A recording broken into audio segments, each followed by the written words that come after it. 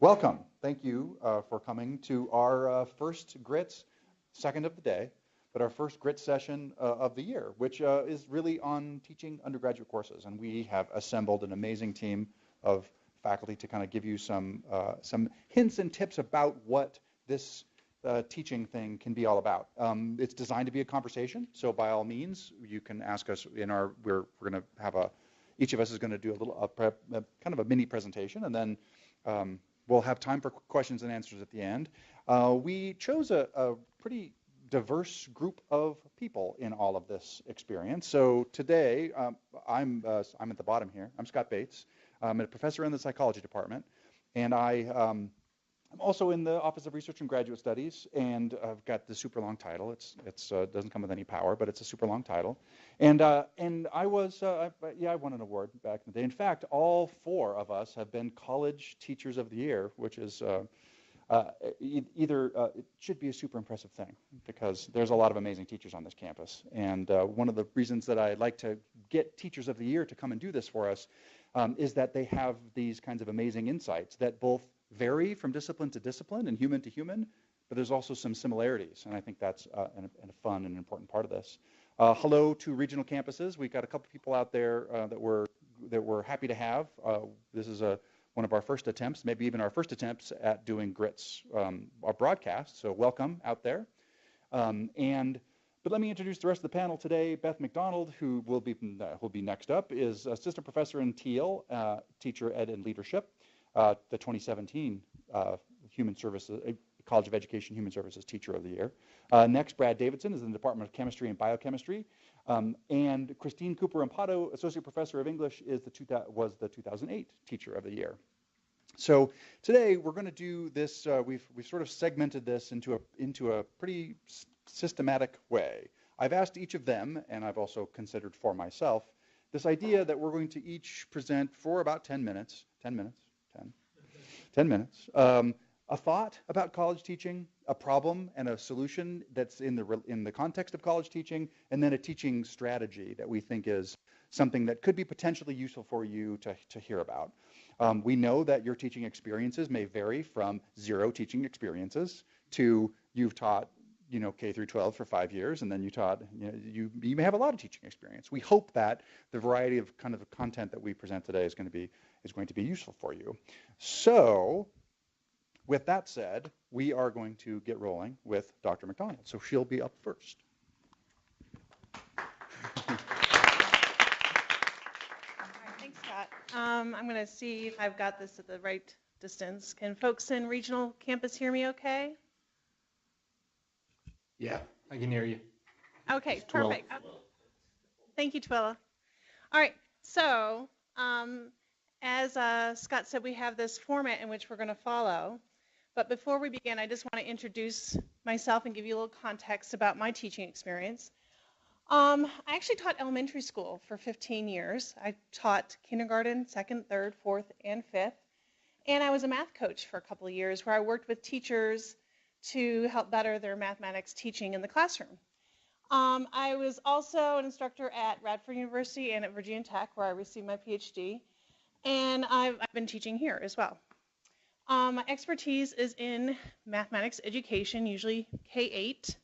So those who are mathematics, who are 9, 16, I can answer some questions, but maybe not all. I teach here the undergraduate mathematics methods courses. So those are teachers that teach pre-service teachers how to teach mathematics. And I oversee the teaching of those courses, the master's courses, and I also teach doctoral courses in mathematics education research. So I kind of have the gambit there. All right. So a thought was that I believe that the art of teaching is the art of assisting discovery. We are but facilitators in the process. And the teaching philosophy I draw from, I'm going to step over here so I'm not in the way, is a music model. And this comes from the research surrounding motivation and cognition research. And music is an acronym that stands for empowerment, a sense of usefulness, sense of success, perceived sense of interest, either situational or or lifelong. And then the last one is caring. And this came from Brett Jones' work in 2009. And it just informs how I design classes for my students and also my syllabi. So let's kind of talk about what that means. All right, so this is a video that I'm going to show. And this is Walter Lewin, and he's giving his last lecture. He was a physics teacher for a number of years at MIT, and he taught primarily freshmen that came in to his undergraduate course. And he had, hundreds of students in his classroom, as many freshman courses do. And one would think that you can only engage students at a lecture level. I want you to see how he engages the students and think about this music model. I'll flip back afterwards so we can look at it and think about which area do you think that he's engaging the students in? Is he empowering them? Is he giving the students a sense of usefulness, a sense of success, a sense of interest, a sense of caring? Okay? Let's see. Take your seats. I gotta move up here. So the first 25 minutes, he's done a couple things, just to give you context. We don't need to watch 25 minutes to know this. He's talked about the different types of energy, potential energy and kinetic energy, and with regard to a pendulum. And he's talked about how pendulums swing and the potential energy drops, but if you push it just right, it can go above the height in which it began, and he shows that by breaking some glass. He's also swung on the pendulum. He's done all types of experiments to show the students how the mass times energy and that sort of thing can be calculated, and how he can test those theories out. So here he is. He's going to now risk his life for physics. Which is emotionally the most difficult for me of this whole evening. I'm going to put my life on the line to show you that I'm really a believer of the conservation of energy.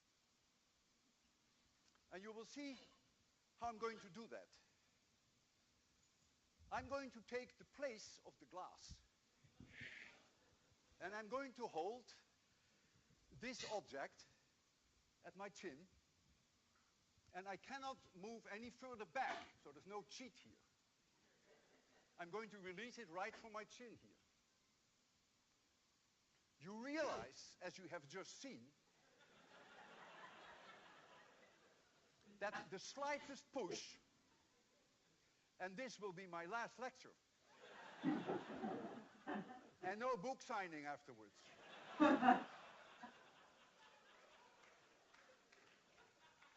So I need your collaboration.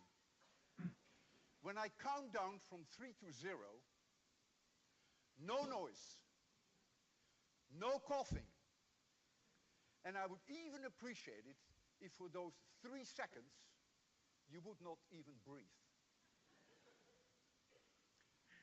And I have to tell you something. Sleep all night. I'm going to close my eyes. I don't want to see it. And I'm going to count down from 3 to 0.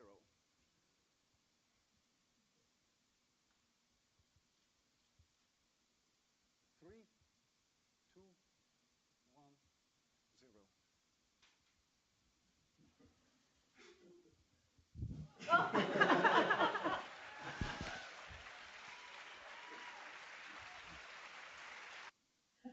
So he goes on to do a few more of these different tasks. Let's go look back at oops, I'm going to go backward this way.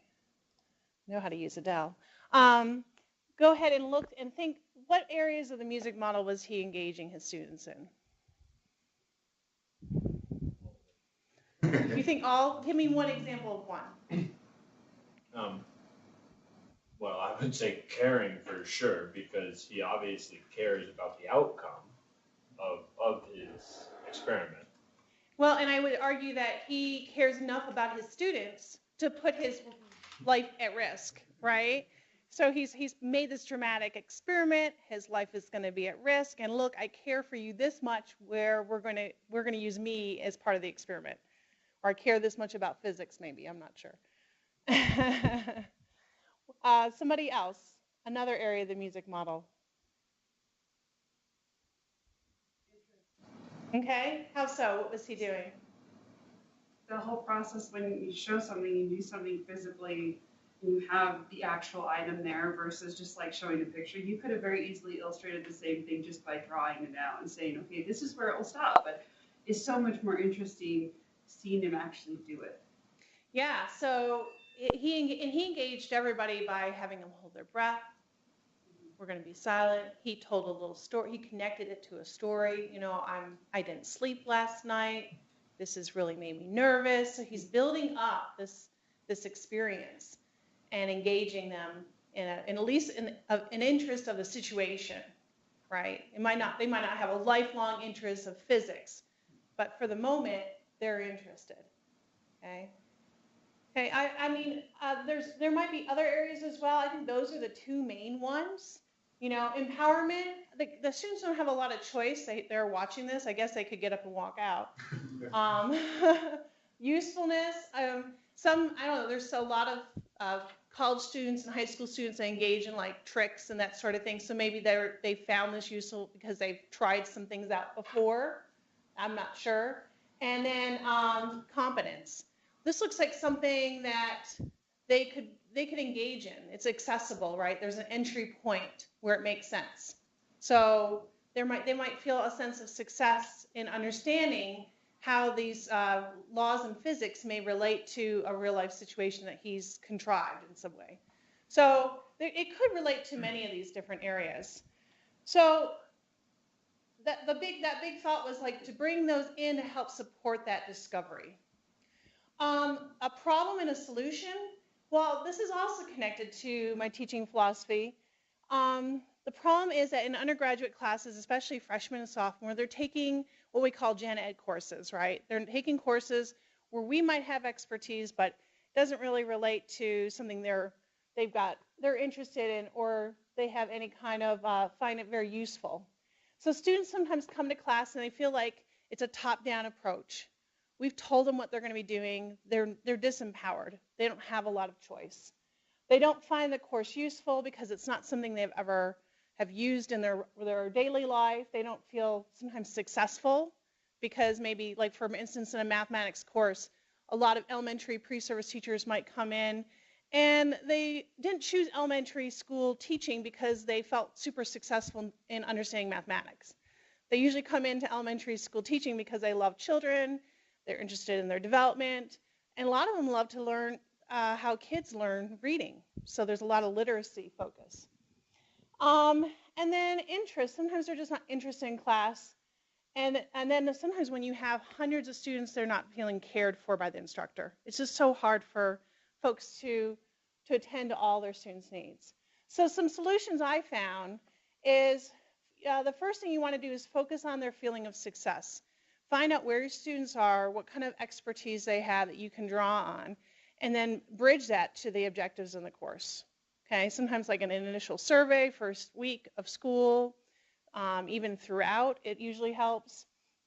Respond to students' needs, and the easiest way is to show that you care through communication. When you receive emails or somebody calls or stops by, sometimes you're busy and you can't meet with them or you can't respond to their email. Simply let them know that and give them a time frame. Sometimes just reaching out to them so they don't feel like their email or their communication is going into this void is really helpful. Consider how to design some of these situational interest activities, like maybe 1 or 2 a semester. It doesn't have to be a whole lot, kind of like what we just saw, where you're engaging the students. One thing that I found has really been helpful for usefulness is if I align my coursework with capstone projects that students may have in programs of study. So for instance, in teaching, we have this, it was called a portfolio, but now it's like, I can never think of how it's termed, but it's just different work that is illustrated by the different teaching standards that we have in Utah that they have to gather. But it's very similar to a portfolio. And I aligned one of our big project at the end of the semester to align with what they have to turn in for one of these assignments. So I tell them this is a project that you have to do, but it also is one that you'd have to do anyways for your capstone project. So that usually brings forward a sense of usefulness. And then one trick with empowerment is to provide students some choice. You don't want to provide too many choices, but some choice. And like one easy way to do that is sometimes you get super ambitious. And as you're designing your syllabus, you realize there's this really cool project I'd love to bring in. I just don't know if we have time. My advice to you is to put it in worst case scenario, if it's extra work that you find is going to stress your students out, take it out. And you say, you know, give them a choice. You can either submit this for extra credit, you can skip the project altogether, you know, give them a choice. But if you put it in last minute as an additional assignment, they're not going to consider that to be a reward of some sort or any kind of a choice. Okay, so really think about how you could empower your students with some choices. Okay, and then the last thing is technology. And this was illustrated really nicely at lunchtime today. My issues with technology became quite apparent when I had never used a Mac computer and my video didn't show up. So as you bring in technology in your classroom, realize that issues are going to come with those different technologies. So always have a backup or have several backups. And an example of that is I teach, one of my methods courses is actually a blend of broadcast and face-to-face, which is kind of strange to have some students in distance locations where you're trying to teach instructional methods in mathematics and some face-to-face. But the way I help my students connect is with Econo links, which is kind of like Skype through our university. And those Econo links don't always work. So always have a backup, you know, have cell phone numbers so that they can call, have an additional Skype account to see if that can work instead of Econo. And then the other thing I try to do is maybe Google Docs or something like that. So always have backups when you're engaging in technology. Don't assume your technology is going to work, because it usually doesn't. Okay? So just a final thought. Just as you're going out and teaching, remember that you're not going to change the world, but I guarantee you're going to spark the brain that will. Okay? Thank you.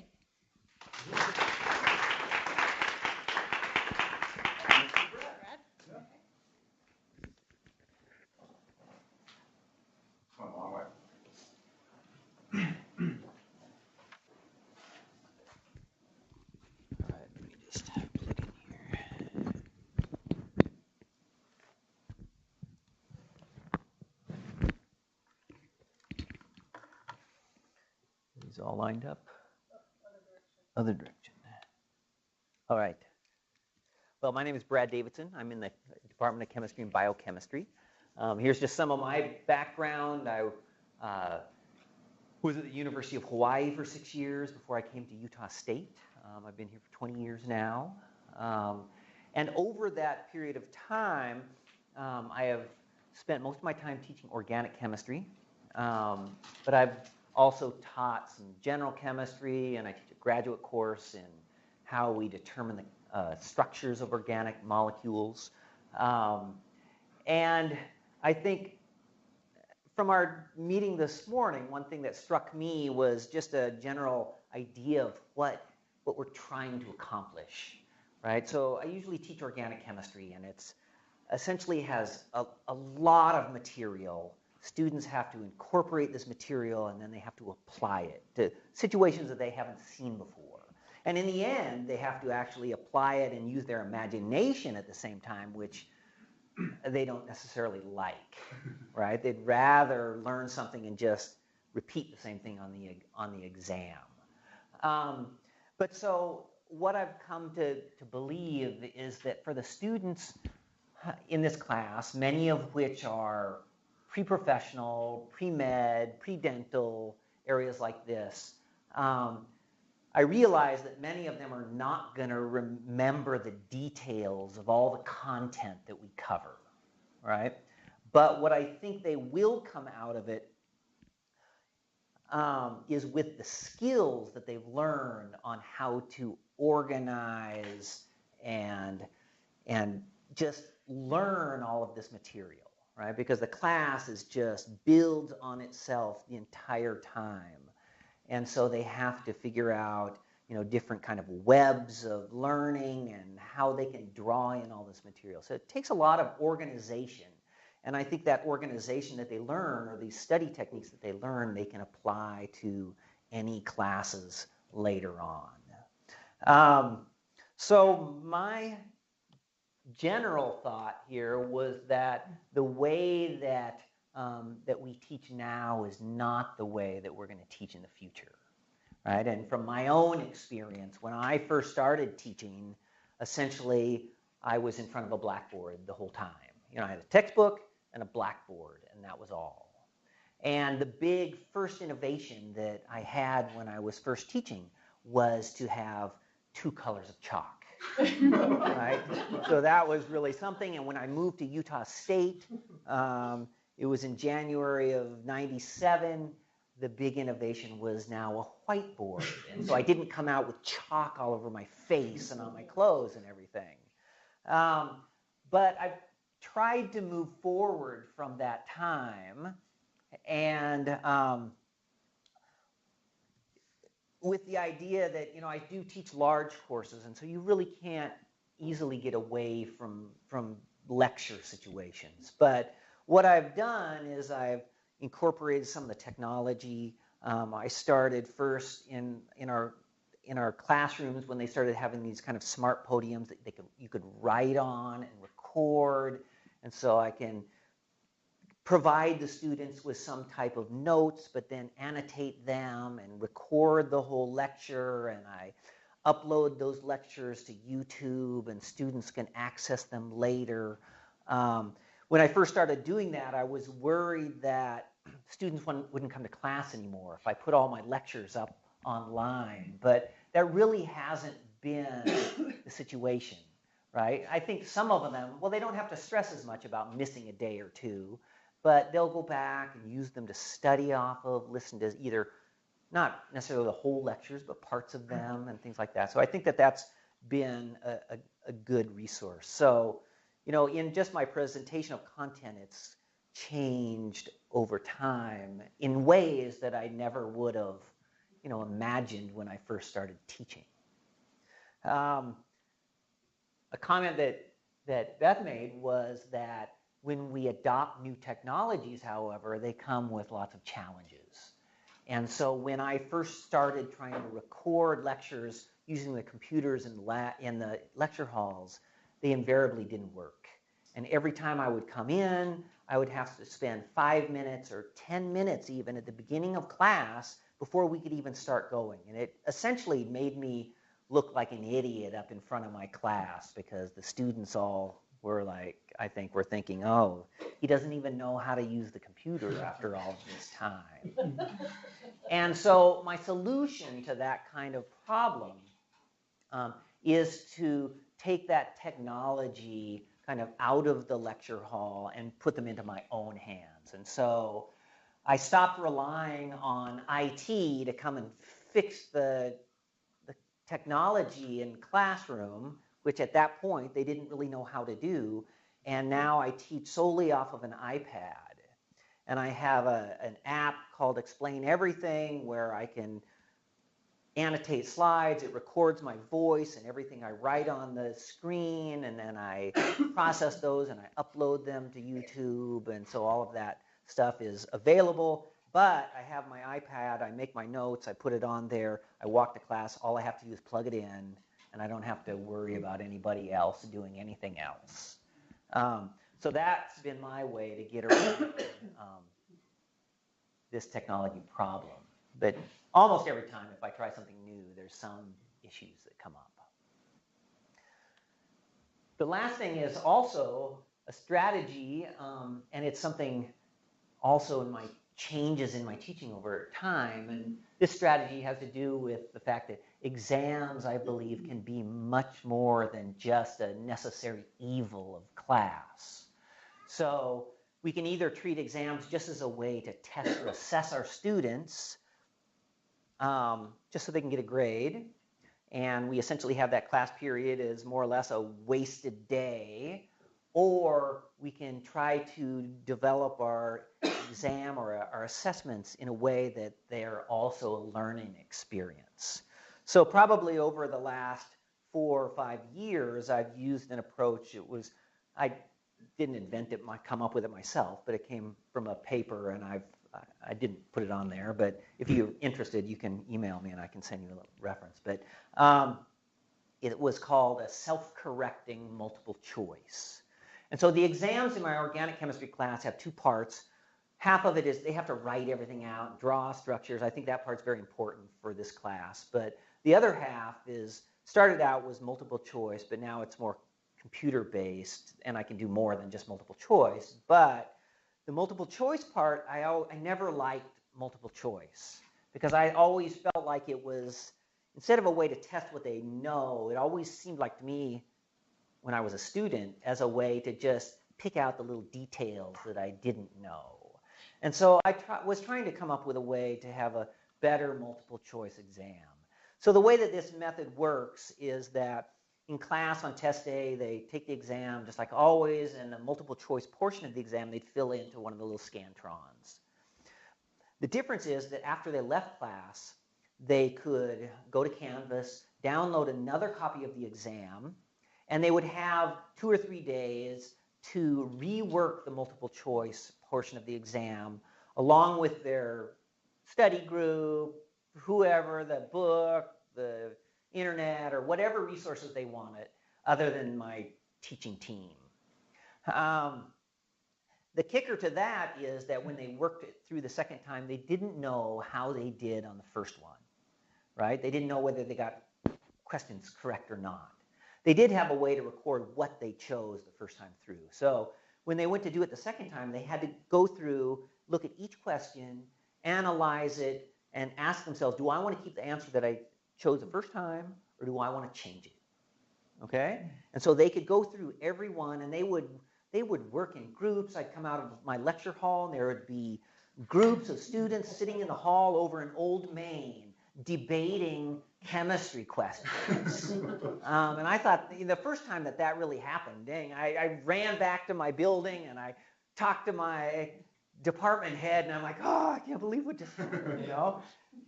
And it really encourages the students to get together in groups and to discuss and to debate these questions so they can, first of all, get more points. So what I do is I average the score of the 2 multiple choice attempts so they can increase their score. So if nothing else, that's why they like to do it. But beyond that, they're either learning from their classmates or they're teaching somebody and learning in that way, and it really gets them much more engaged in that testing process, and I think they're learning something from it rather than just sitting there and taking an exam and then tossing it out the window after they're done. So I think I've continued to do that. I have upgraded the exam, but now I can use a testing center, and they're not just pure multiple choice, but much more kind of active questions where they can't just whittle down the answers based upon testing techniques and stuff. They have to actively choose their answers and stuff like that. So that's what I have to add.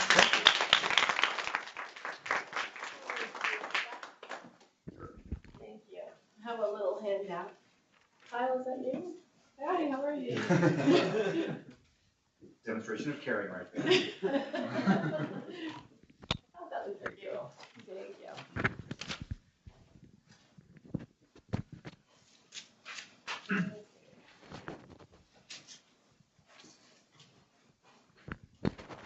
Is that okay there? Okay, what's coming to you is a little handout, a poem that I've carried with me since grad school.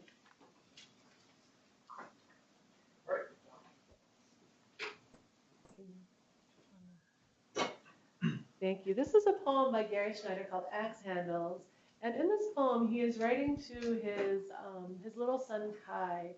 And he's teaching Kai how to make an axe handle using an axe that he is carving the axe handle with. And he's also talking about the process of making a poem. And Ezra Pound is a poet. So what he says is, when making an axe handle, the pattern is not far off. That means when writing a poem, the pattern is not far off because you're learning how to write a poem by reading a poet. When you make an X, you're learning how to make that X handle because you have that X handle right in front of you. And I have carried this with me because it reminds me, it's always reminded me about teaching and about scholarship. Number one, my own scholarship. When I'm writing a paper, if I'm giving a presentation, if I'm doing anything, the pattern is not far off. It's always there, right? It's there for me. I'm never creating something anew. But really for teaching, what it reminds me of are the fact that whenever I go into a situation where I'm watching a teacher, I am using them as some kind of model or mentor for me. So the one thing that I would suggest to you, and I love what you said about, Brad, about how you're not the same teacher now that you will be, because really it's through watching other teachers teach that you learn how to teach. And I can say that what I do every single year now is watch about 4 or 5 people teach.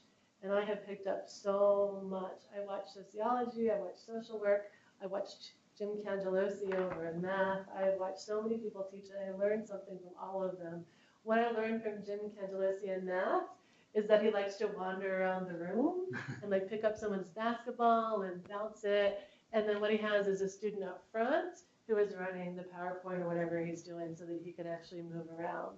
And since I watched him do that, now I've been trying to do that a little bit in my class, like break away from the podium.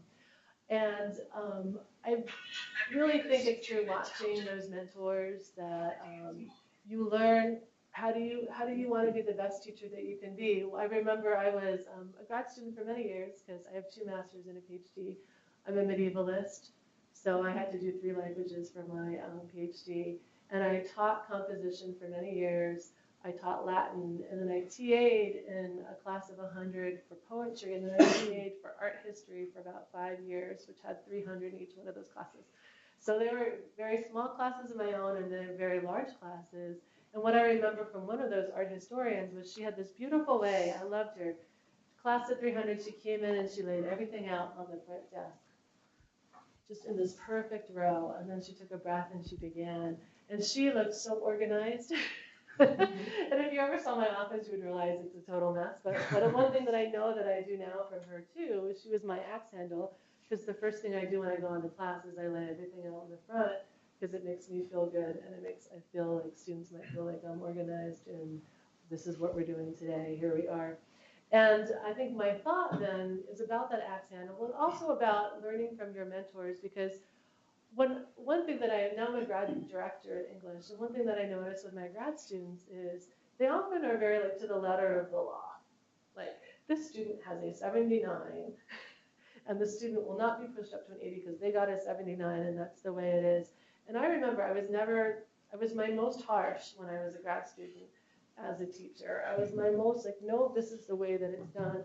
There was no flexibility. I really felt like if I was flexible, that would be unfair to students. And that meant that if a student got a grade, then they shouldn't be able to revise their paper because that was their grade. And then I once had this monk. I worked for a monk, and he was my poetry professor, and he'd been a monk for about 30 years.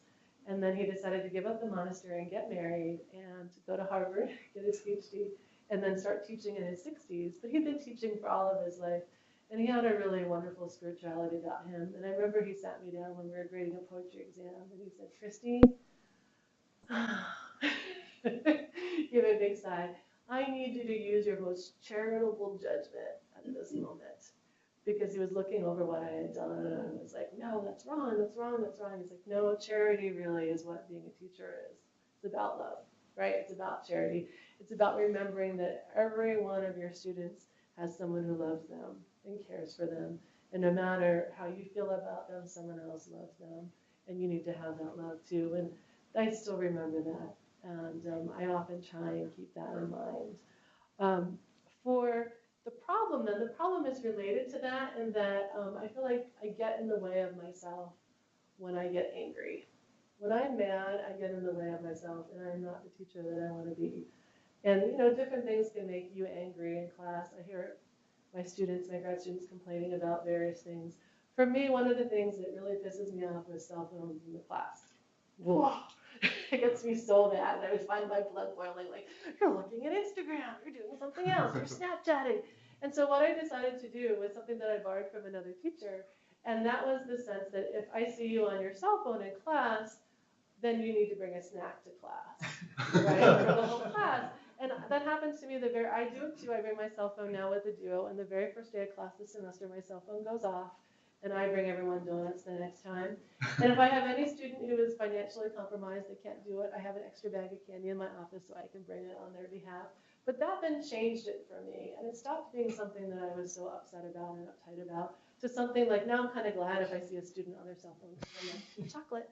Chocolate next time. And I would just recommend that you, whatever it is that really gets your goat, that gets in your way and being the best person that you can be in that classroom, to do something about it. And another one for me was students coming in late, right? That really interrupts my train of thought and distracts me. So what I decided to do for that one is I just have a quiz at the beginning of every class, right? I have a quick little 5-minute quiz. Most students get 100% on it. They're allowed to miss 3 quizzes, but if they come in late, then they miss the quiz. But then it stops being about me being mad that they're coming in late, and it starts being about their responsibility for coming in and taking that quiz. So whatever you can do to get out of the way of yourself, right, I think is incredibly helpful. So that is my probably 8 minutes. Thank you.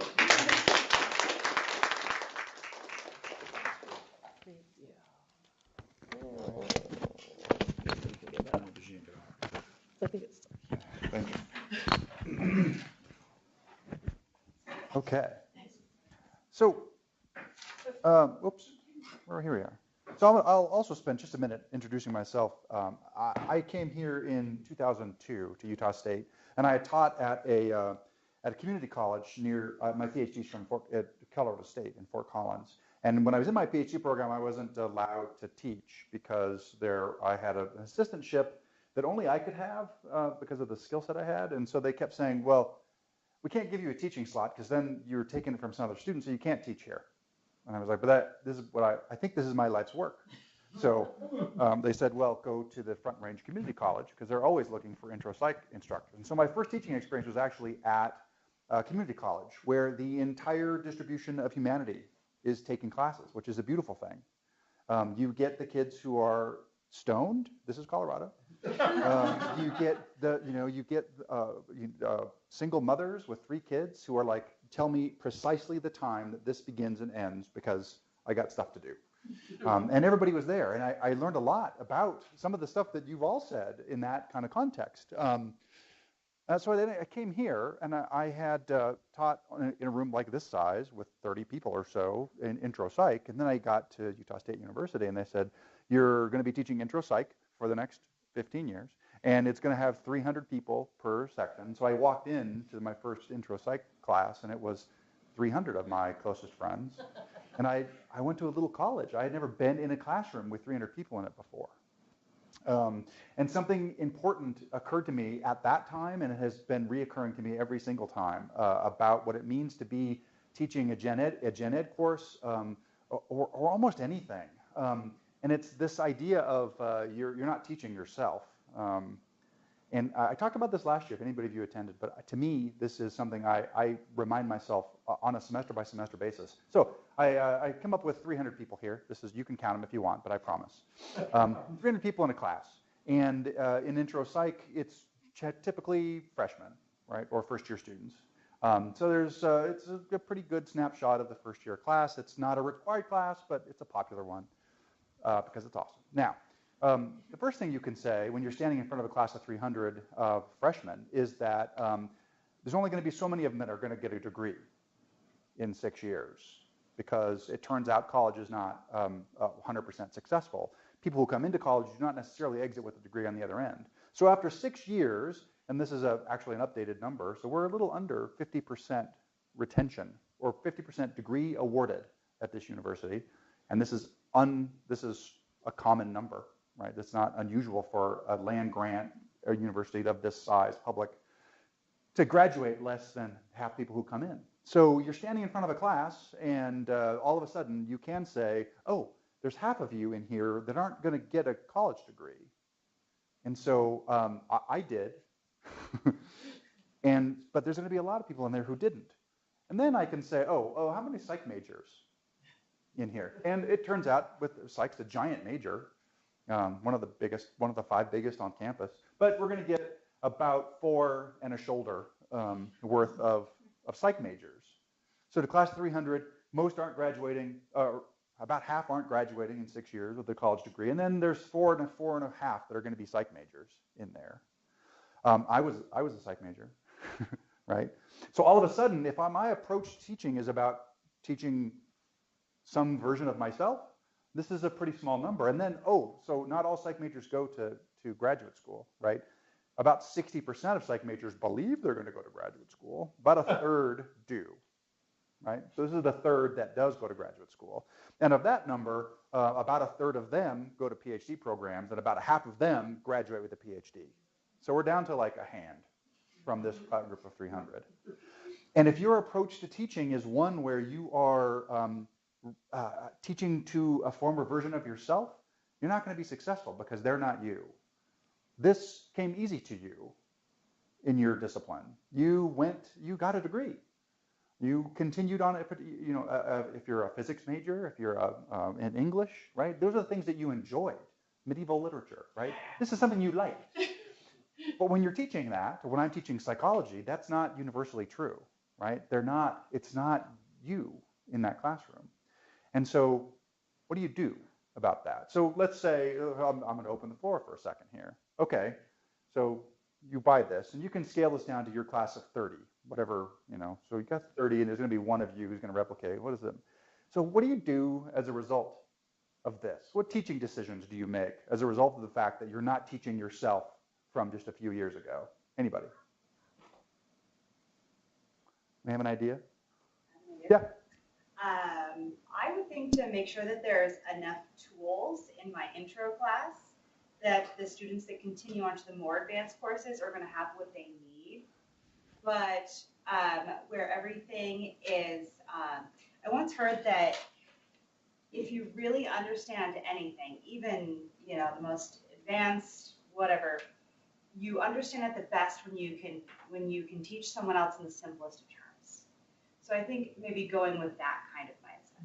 Right. So there's on Reddit, there's a great subreddit that's explain it like I'm 5, right?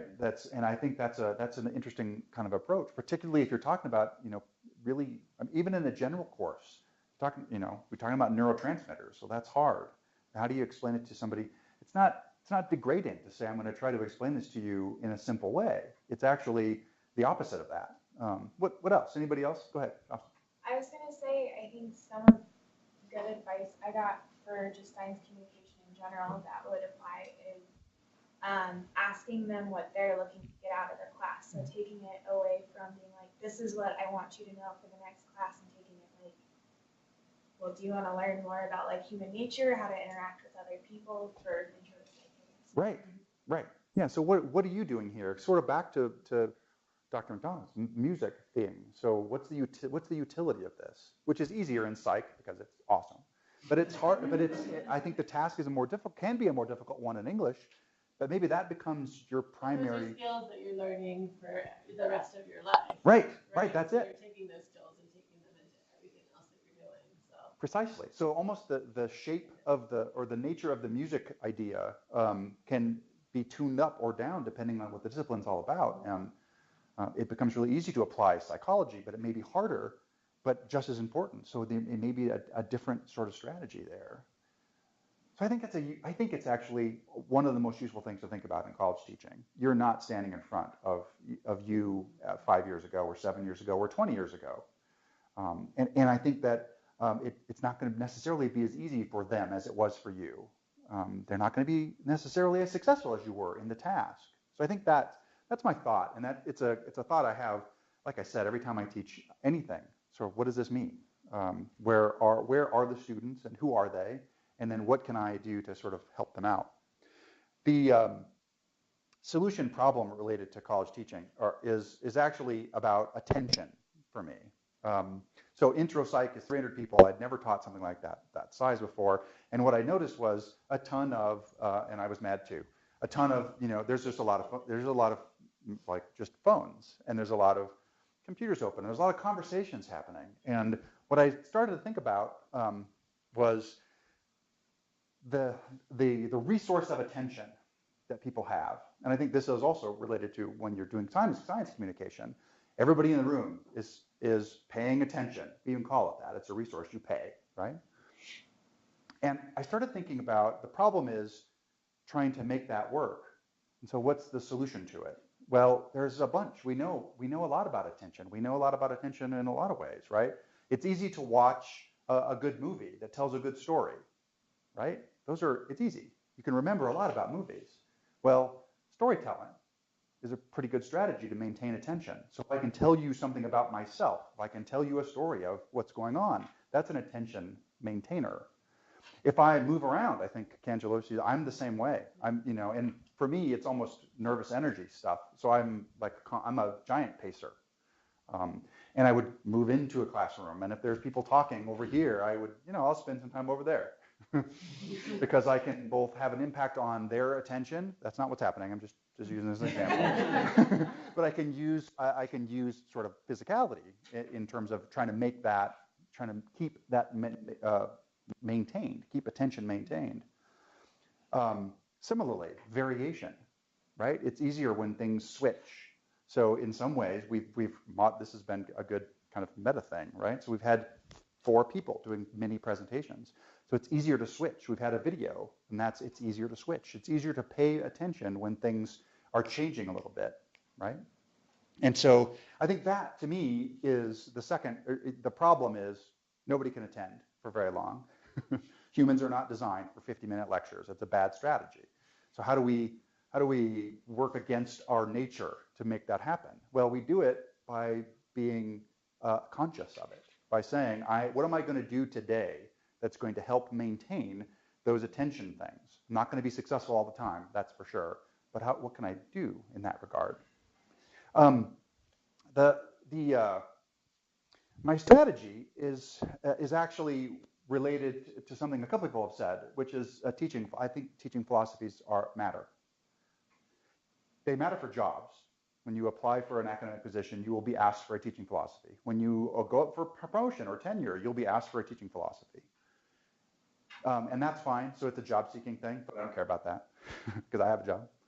But what it's really about is that it's how you can use something like a teaching philosophy to make a lot of decisions. So my strategy is using a philosophy of teaching to inform every single thing that I do in a classroom and how I do it.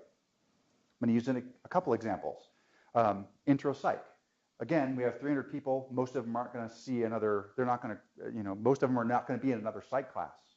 This is as far as I'm concerned, this is my discipline's one shot. This is our chance. This is it. And it's a 15-week-long, 3 times a week intervention of psychology upon the masses. And so I treat it like an intervention. That's one of my philosophies. That's part of my teaching philosophy, is that people should be walking away with utility from something. And particularly the intro psych class, this article is a great one for really kind of understanding what I'm talking about when I say what is a teaching. So it gives you a nice straightforward definition and parts of a teaching philosophy. So it's a really great one. But so I teach it like an intervention. What are the consequences of me teaching intro psych like an intervention? Well, when I'm doing course design, I make decisions about what goes in and what goes out of intro psych. So intro psych, 15 weeks, week and a half, maybe 2 weeks is going to be abnormal psych, right? Mental health disorders, those things. And there's some amazing content in there that's super great, grabby, attention-seeking stuff. Schizophrenia, right? Multiple personality disorder does not exist, but still people like it. So we got all this content in the discipline that's really, really, really actually works. When I think about it, works very well in the context of maintaining attention. But this is a 15-week intervention on this particular group of people, and they are very, very unlikely to ever come across or have family members that struggle with schizophrenia. The base rate of schizophrenia is not very high. What they are going to struggle with is what? Depression? Anything else? Anxiety and depression, those two. I spend all my time on anxiety and depression, anxiety and mood disorders. So those 2 kinds of disorders, that's what they get in my class. They get to read about schizophrenia. I'm not going to take any of my time in the front of the class using that as an example. Likewise, and then this will be my you learn from mistakes. thing. It's an so I moved here from Colorado. I grew up in Seattle, and I moved to Utah teaching intro psych as an intervention. And I knew for a fact that this is probably my one shot at getting sex ed into the good people of Utah. So I thought, I'm going to do a lecture on human sexuality in intro psych. And I told the class ahead of time, I'm doing a lecture on human sexuality. It's in the book, so you are free. If you're worried about it, don't just read it in the book. It's going to be fine. When I did this kind of lecture at Colorado, it was a super, like, people brought their roommates because it's interesting, it's fun, kinds of stuff. But so, and I show up to that day, and we have 3 of those giant sections of intro psych, and each of them has 2 TAs, and my TAs were there, and they were never there. But also the other 2 faculty members' TAs were also there. So I had and I was like, what are you doing here? And they're like, oh, we want to see. What do you mean you want to see? And so, but this was the point. The point was, this is a need of the population. This is an intervention. My philosophy is about this course as an intervention. The population has a need. I have the knowledge, and so it's incumbent upon me to do this. It didn't work out that well. So in this particular case, one of the things that happened is I'm just going through my slide deck, and then we're having a fine time. And about 20 minutes in, I had a database slide that looked like sexual behavior over time. Self-report data from Kinsey from the 50s and more recently, and it was a slow reveal, which in retrospect, wasn't a great choice. But it was sexual behavior. And when I got about halfway down the slide, which we can talk about if you want, about halfway down the slide, the reveal happened, and that's when the first couple people stood up and started to leave. And and I'm caring is my superpower. I'm not interested in offending anybody. And so this is when the first bead of sweat started to appear. And so I had maybe, in a class of 300, I maybe had 40 people walk out on me. Not angrily, not in a way that was like, there was no storming out, but it was also not, we just have to go somewhere, right? It was with intent. So a couple things. One is that story right there, and I just demonstrated the ability to keep attention back from my earlier point. But the reality is that I made the decision based on my philosophy that that's what should be happening in that class. It's not a common, so my version of that in intro psych isn't universally heralded. Other people say, what? You're not teaching schizophrenia? What? You're not teaching history of psych? No, I'm not teaching history of psych. They're never taking another psych class. Functionalism and structuralism doesn't matter. I can throw that stuff out because I can fit one more lecture on the science of sleep, which is going to help people. And so that was it was in that kind of thing that I think my strategy is one of start with a philosophy, and this document can help you develop one, but you have one. You may have not written it down yet, but you have one, and thinking about it and sort of coming up with a way that works for you is one of the ways I think that you can you can dial up success in college teaching. So what we're going to do is invite everybody else back up here for this, and we're going to open the floor to your questions. You can ask us about stuff we said. You can ask us random questions about stuff we didn't say. The floor effectively is yours. So what would you like to talk about for the rest of the time? Go ahead. Any strategies for online? Oh gosh, online. Turn this off so you don't have it in your face. Teaching online? That's still a learning curve for me, to be quite honest. Technology has changed so much in the last 5 years, and especially coming here from a university where asynchronous online courses were not done well. They're done better here because we have so many resources. But yet I have not engaged with the resources to the degree that some of my colleagues have. I've just began overseeing some of the online courses in our master's program, and I'm still learning. I think there are a lot of discussion forums and social media and that sort of thing where people are still engaging people in that conversation. But I would argue that even though there are distinct differences between face-to-face broadcasts, which is like synchronous online, and asynchronous, there are some portions of your teaching philosophy that can connect from one form to another. There are some that don't as well, because people learn differently in different environments. So I don't have a lot of advice in that area. If you think about the music thing, I think that it maps on in the same, to me, in the same way. So when I taught online, I tried, so caring. How do you demonstrate caring through a screen? How can they get to know you through a screen? And so it's not an easy, they're not easy problems to solve, but it seems like it's the same kind of problem. So 300 people is kind of through a screen. It's not that, that distinct. Discussion forums, I think, help with that, as long as you manage it. So, and I think also, like, if you've got 100 students and they're engaged in a discussion forum, make it manageable for yourself also, so that the students don't feel ignored. So one way to do that might be to put them into virtual groups where they're having a discussion around one construct, and you are engaging with that one construct, and it's like maybe 1/5 of your students. So then you're looking at 5 different discussions instead of 100 isolated, disconnected discussions. But yeah, that's one thing that we found has helped.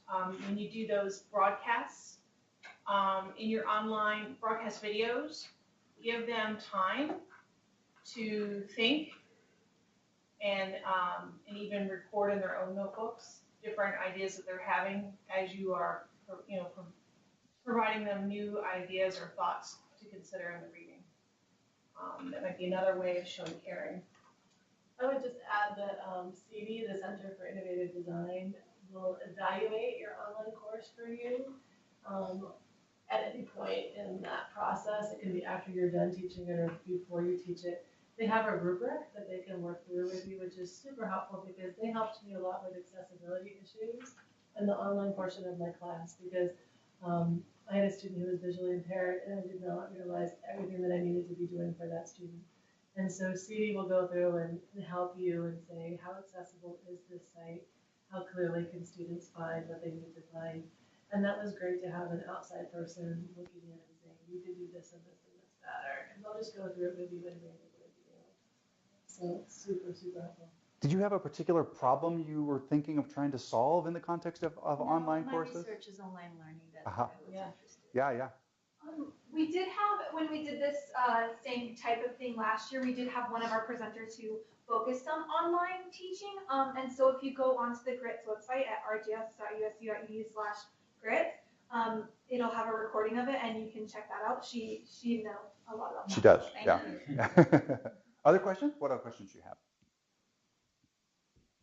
I want to hear Oh, I was going to make a comment on online teaching. Yeah, I've been sorry. teaching an organic chemistry class for 5 years now, one semester a year. And what I find challenging and is kind of sad in a sense, is that I always start out, the class isn't that big, 30 students or something, so I can do discussions and I can comment on everybody and stuff like that to try to gain some, personalized interaction. But I start off by, having them do introductions and why are they here, what are they hoping to get out. And in the beginning, everybody is so optimistic. They're all so excited. They want to learn this and everything.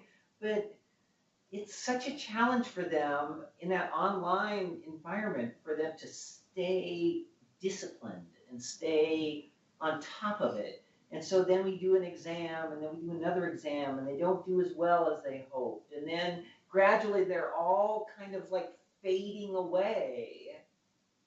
And it's really hard to keep them going the entire time. That's what I keep trying to figure out what I can do. That's what I'm trying to figure out. I did have a couple of fun things. I had some discussion boards where I didn't really target so much content in my class, but I targeted, what is science? What is good science? What is fake science? What's pseudoscience? How do we judge what we read? How do we, make decisions on sources? And I thought that was so important in this day and age that it was kind of a peripheral discussion, but I think I asked them sometimes to tell me something that you've seen recently that was interesting in science. And they really went out and dug stuff up, and they posted a real diversity of interesting topics and stuff. And that part of it was really fun, but it wasn't the main content. It's hard to squeeze into them. What other questions do you have, Ross? What resources do you use to develop your courses? Gosh, I mean, I draw from conversations at conferences. I draw from, I was part of what's called a STAR group, which is Service Teaching and Research in Math Ed, where early faculty member got together and developed folders of resources for teaching and research and grant discussions. So I draw from my colleagues more than anything. And also luckily in Math Ed, there's even conferences and research around how to teach in-service and pre-service teachers how to teach mathematics. So I was quite fortunate, I think, in the education field to have a lot of resources. I think that's where the axe handle comes in again, that there's probably a syllabus that looks like yours or like the course you want to teach. And then you get that syllabus, and then you talk with the person who's taught it before, and then what would you change about it, and how would you do it? So it's really rare that I've ever had to come up with a course on my own completely, because there's always other people who are teaching aspects of that course. Is there one in particular that you're thinking of, or? Undergraduate hydrology. Yeah, so then you would talk to people who, online or whatever, and we share syllabi. I share syllabi with lots of people out there, with students who are going off to grad school, and you make the modifications that you want to, but the base is there, so you don't need to recreate the wheel at that point. Well, and off of that, you can also send your syllabi out for review, like just informally, to other professors or instructors that you respect in your field, and just request, ideas, thoughts, changes, and that's really informative. It gives you new insight as to how you might design certain structures, or how to use resources in unique ways. Yeah, and they're great too, because they can warn you that material costs too much. Because I try and keep my courses, for example, in English department, I try and keep them to $100 or less for materials. And so sometimes when you design that fantasy course, it's too expensive. And people can warn you, don't use that version, use this or use that, because that's the cheaper source for that. So. Yeah, I think there are, some of it's discipline specific, but I know that there are really strong associations in physics and in psychology, my discipline, where I assume math ed too, there's a lot of resources that I don't know about hydrology, but there's a lot of resources in some disciplines that are really sort of, this is the teaching oriented kind of content. But I also get, and this may be about the stuff that I teach, but I get content from everywhere. I get content from Reddit. This is my excuse to read Reddit. I get content from looking at the news. I get content from just the stuff that comes across my desk and having, I've got content just in here, and I try to capture that and sort of building that over time. So it's kind of, I think it can be both industry specific, like there's some stuff that exists, but then it can be about, well, I'm not going to teach they're not all going to be future hydrologists. So maybe an example from something I'm seeing, a hurricane in Puerto Rico, is going to be pretty useful in the conversation about hydrology, Other questions or any other? What else? Go ahead. Yeah. Okay. My question is about testing methods. I really like yours, the going back to self-correcting, really like that. So my thought is with testing, so my field is economics. So you can definitely do multiple choice, and I've seen lecturers do, Scantron for everything because the classes were big, time efficient, totally get it, okay? But I super hate taking multiple choice tests. Super hate. You give me the question, you give me the numbers, I can give you a solid answer, but please don't give me multiple choice. But I'm trying to make that not, blocking me from accurately testing any students. Right. So what are your thoughts on testing methods? Well, I started out from the same point of view, really. In all of my chemistry, and from beginning when I took organic chemistry, even when I was at grad school, even general chemistry was all handwritten. And they had like 1,200 students and 30 TAs to hand grade one class of general chemistry. So no, I continued it for a long time. My entire organic exam was also all handwritten and had to be graded between me and TAs and everything. But you know, it's a big load to do that, and there's built in a certain amount of subjectivity when you do that as well. And so I remember I kind of begrudgingly started adding multiple choice, and we were kind of pushed in that direction because we could actually get some numbers out for assessment purposes. But then that's when I started asking the question, you know, can I use multiple choice but write it in a better way? And I was thinking more, you know, what can I learn just about how to write the questions and choose the answers and the distractors and all of these kind of things. But that's when I came upon this paper on this, you know, this self-correcting thing. And so that's what I continued on there. And then when we went, you know, with the testing center, you know, now I can have it all computer-based, so it can all be graded, but the question types, I can have them, you know, rank things, or I can have them, if I have, say, if I want to say, which of these chemical structures have a certain property? And I can have 4 structures. In the past, when it was multiple choice, I had to give them 4 combinations of those 4 structures. Oh, it's 1 and 2, it's 3 and 4, no, it's 1 and 4, and, you know, and then they could rule out certain answers just because if they knew one of them wasn't included and that showed up in 2 of the answers, they could just throw those out.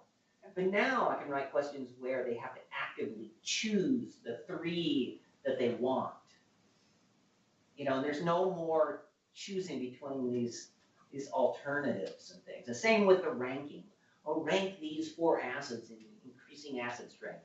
And before, I had to give the 4 structures and then again give 4 different rankings, and then they could choose one. But now, I have several ways that I've developed where I can have them just actively choose the ranking, right? And so I think that testing I like it a lot more, but it's still sometimes harder than to compare results and which is, you know, they give you much more data back on whether it's a good question and whether it separates the people that know things and don't know things and stuff on multiple choice than they do all these other formats. But I think testing is the most important thing and also the worst thing in the world. Right? I developing it, feeling good about it when it's done. It's, you know, you like, oh yeah, I'm going to assign a B- versus a B on the basis of some questions, and so it is to me grading broadly, not even just tests, but grading broadly is the hardest part of this thing. I'll jump in here and say one thing that I learned from someone else that I do in my classes now are they write the exam themselves. They have them write the exam, the final exam the day before the final exam, and so they get to choose the questions, and then they can share their questions if they wish. So it's more like a take home than it is in class, and I find that it seems to be a kinder, gentler, and method that then gets them to actually look at what they're doing. They're not just studying random things. The other thing, when I tutored for that class of 300, we did a short answer exam, 3 pages long. We all took a page to grade that one, and we did that. And my professor would not do the scan chart at all. And she's like, nope, short answers or sentence-long answers are how it's going to be. And each one of there are 2 TAs and the professor, each got a page, and we graded that page. And we kept a list of the correct answers and a list of answers we didn't give points for. And then that way we were consistent from number 1 to number 300. So it was a lot of work over 2 days because she had us do it quickly. But that also seemed to be a good way to do it for that many students. Well, off of what you're saying, and you as well, so when you have short answer and it's going to be more than a sentence or two, I think having a rubric in hand would be wise, because now you're looking for different criteria within the answer, and you're looking for a degree of proficiency. And you can clearly explain that, coherently from student to student, or if you have TAs, they can also do that. And then a lot of students are taking end of year tests at the K-12 level that are very similar to what you're explaining. Yeah. I mean, that's not atypical at all now in the testing arena. And I think bringing that into the undergrad field would be advantageous, because it provides a more multifaceted understanding about what the students understand and don't understand. Right. It's not a linear approach, and you're not going to get linear data from this approach, but it is going to tell you more succinctly about what the students know and don't know. And I think that's really important in your assessment field. Thank you. What other questions do you have? Go ahead.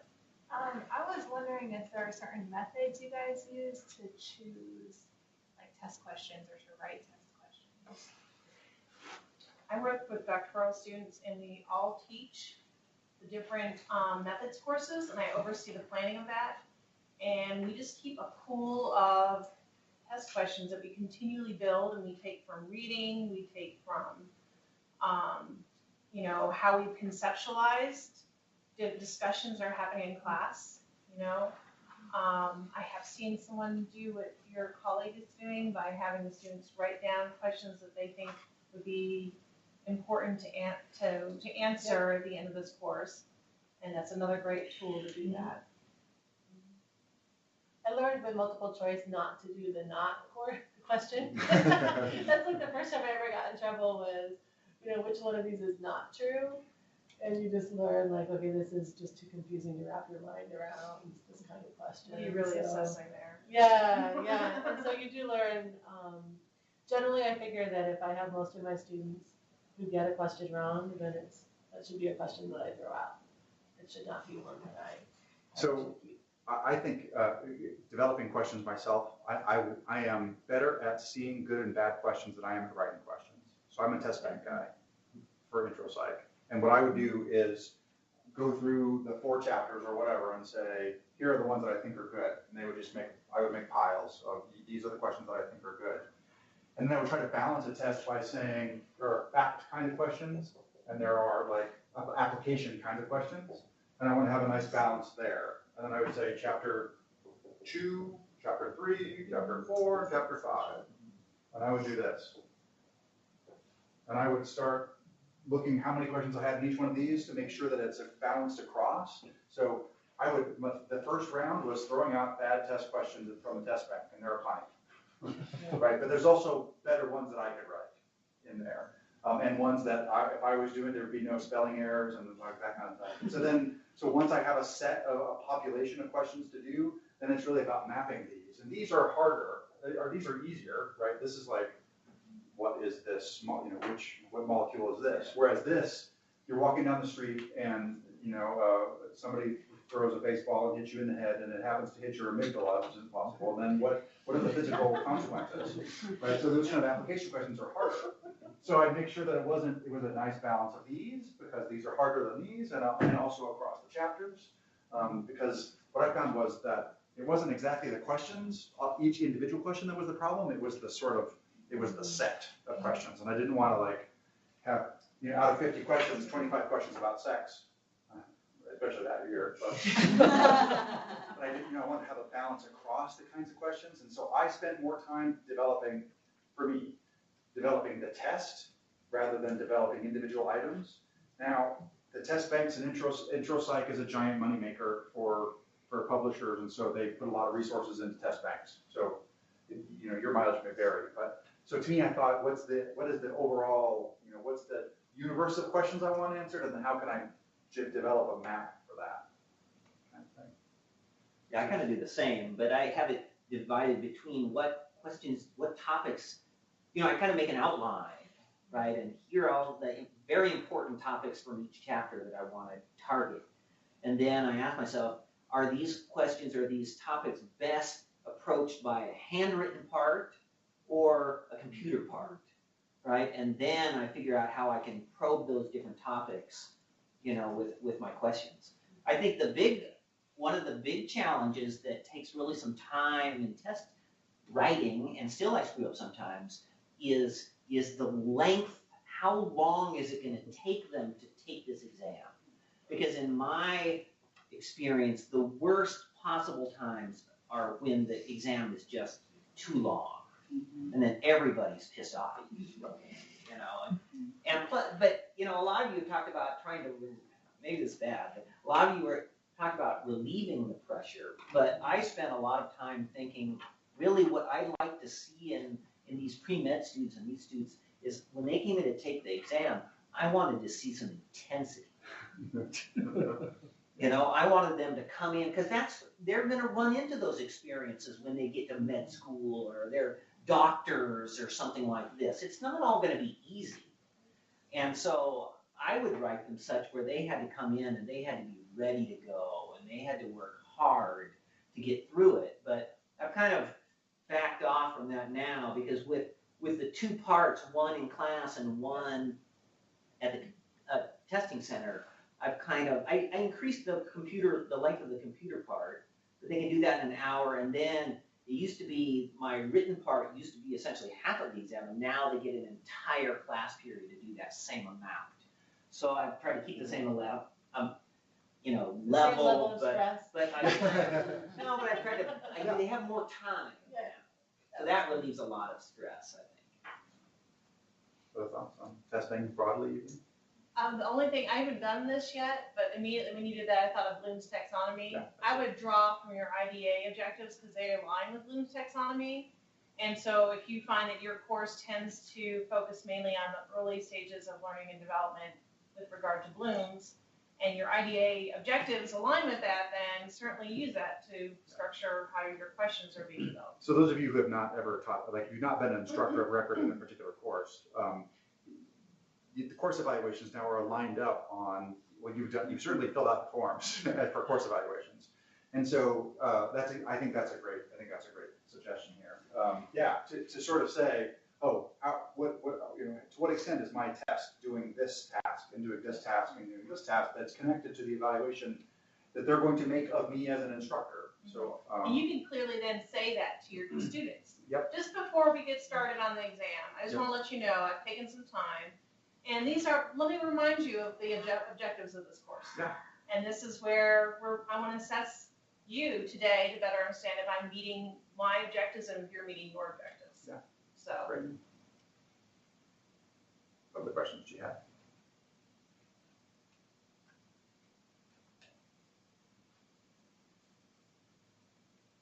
Any closing thoughts? Anybody? Have fun with your students.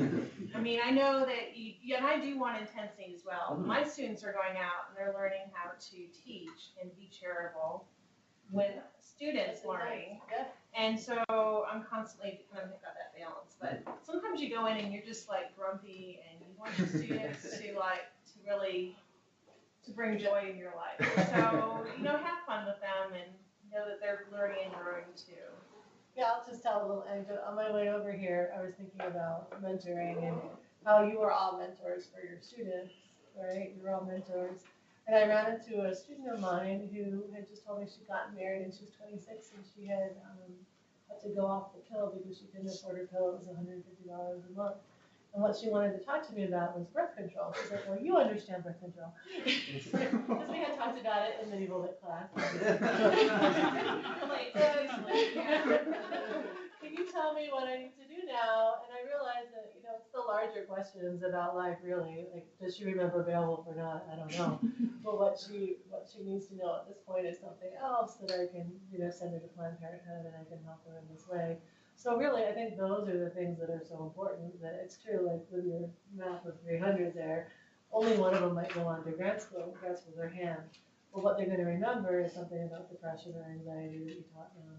And so, what they're going to remember might surprise you, and how you might serve them in the future might surprise you. Hey, well, back to the 300. I think it's funny, you know, when I get comments about my class, it's, you know, you'd love to hear comments, oh, that was such a great class. I love organic chemistry now. But one of the comments that I get often that I take as a compliment now is the one that says, oh, it wasn't as bad as I thought it was.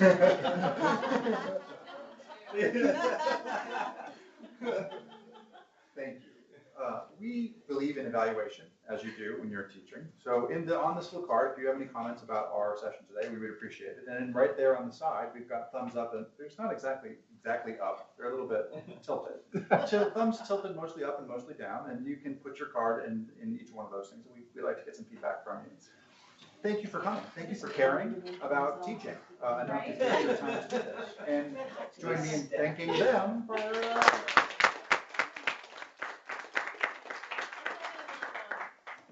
the next grits is when? October 18th, common grad school mistakes, how to avoid that. So.